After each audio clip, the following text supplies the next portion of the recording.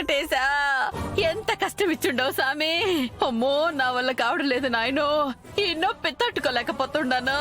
అయ్యో అమ్మా, అయ్యో అమ్మా, అయ్యో అమ్మా. కదలకండి అత్తయ్య గారు, ఈ ఆయింట్మెంట్ రాసి టాబ్లెట్ వేసుకుంటే తగ్గిపోతుంది.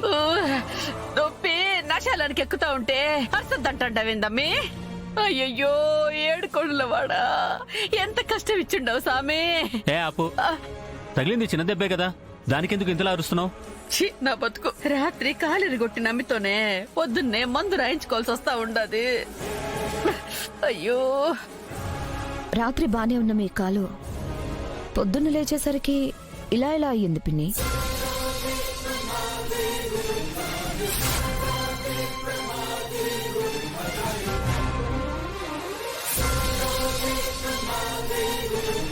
ఏంటి అత్తయ్య గారు మాట్లాడాల్సిన టైంలో మౌనంగా ఉన్నారు? అంటే చేయకుండా పని ఏమైనా చేశారా ఏంటి?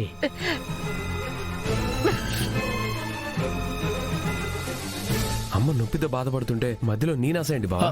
అబ్బో, అమ్మినిషి నన్ను రూమ్ లోకి తీసుకొని పో.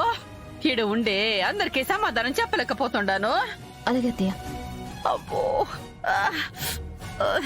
జాగ్రత్త. అమ్మా అమ్మా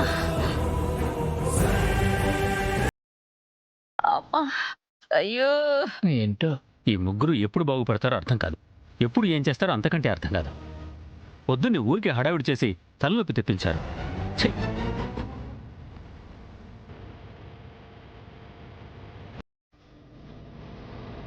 వదినా, నేను ఇప్పుడే వెళ్ళి కాఫీ తీసుకొస్తాను. అలాగే.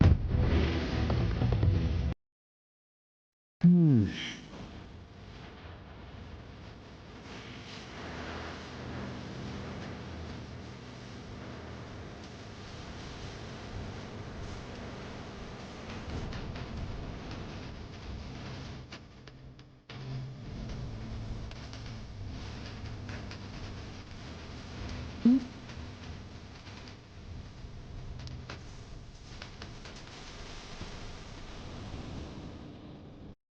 ఈ కాళ్ళ పట్టి మన రూమ్ లో ఎందుకుంది?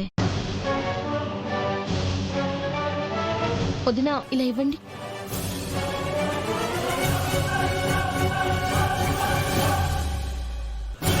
వదినా, ఇది నిషి పట్టి. నిషి పట్టి అక్క రూమ్ లో ఎందుకుంది?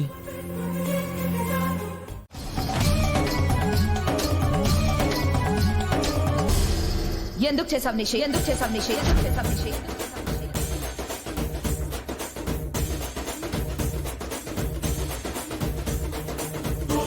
చెప్పు, ఎందుకు చేసావు ఈ పని? వదినా ప్లీజ్, అందరం కూర్చుని మాట్లాడుకుందాం. ఇలా ఆవేశపడ్డం వల్ల ఎవరికి మంచిది కాదు. మీరేమడుగుతున్నారు? నువ్వే మాట్లాడతావనంటున్నావు. నాకేం అర్థం కావట్లేదు. నటించకు నిషి, నటించకు నిషి, నటించకు నిషి, నటించకు నిషి, నటించకు నిషి.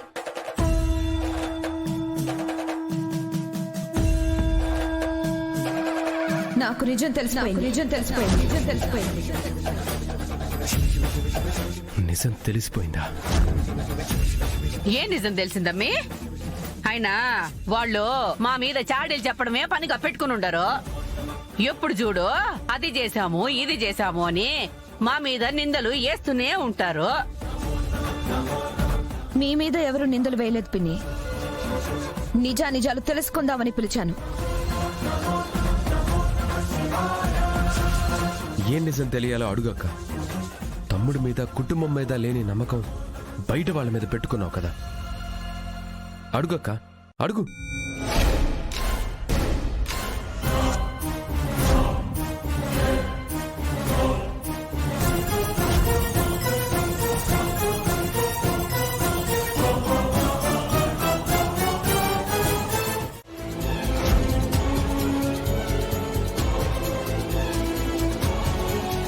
ఈ పట్టి నా రూమ్ లోకి ఎలా వచ్చింది? అది అది ఇది కాదు నిషి.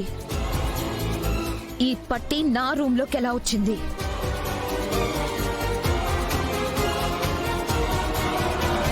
ఎలా వచ్చింది? ఎలా వచ్చింది? ఎలా వచ్చింది? తన ఇంట్లో అటు ఇటు తిరుగుతూ ఉంటుంది కదక్క, అప్పుడు పడిపోయి ఉండొచ్చు. ఏ నిషి? నిన్న రాత్రి నా రూమ్ లో లేని ఈ పట్టి పొద్దున్నే ఎలా వచ్చింది? ఈ గ్యాప్ లో నిషి నా రూమ్ లో అటు ఇటు తిరిగిందా?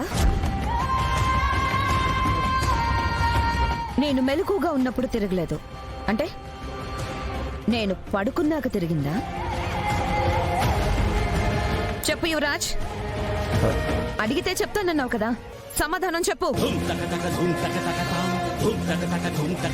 వదిన లాకర్ లో ఉన్న నగలు ఎవరో తీసుకున్నారు నిషి. ఆ రూమ్ లోకి నైట్ ఎవరూ వెళ్ళలేదు, కానీ పొద్దున్నే వదిన రూమ్ లో ఈ పట్టి దొరికింది. ఎందుకు చేశారో, ఎందుకు ఇలాంటి పని చేయాల్సి వచ్చిందో మాకు తెలియదు గాని మీరు చేసింది తప్పు నిషిక.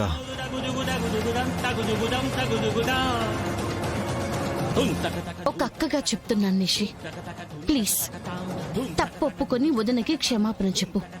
ఇలాంటి తప్పు మళ్ళీ చేయనని చెప్పు.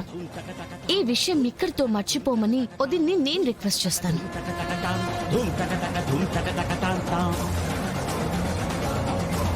నిషి,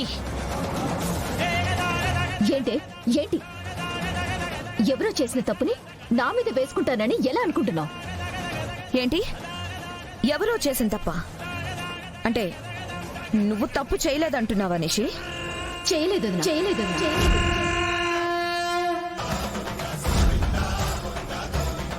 ఏందమ్మి కౌశికి ఇది? ఏదో కాలి పట్టి నీ గదిలో దొరికిందని, నిషినే నగలు దొంగతనం చేసిందని నువ్వెట్టా అంటావో? చెప్పక్క, నిషియే దొంగతనం చేసిందని ప్రూఫే ఉంది. అయినా నీ దగ్గర ఉన్న నగలు పోగొట్టుకొని మా మీద అరుస్తావేంటక్క? అయితే నా గదిలో ఉన్న నగలు పోవడానికి మీకు ఏ సంబంధం లేదు కదా యువరాజ్? లేదక్క.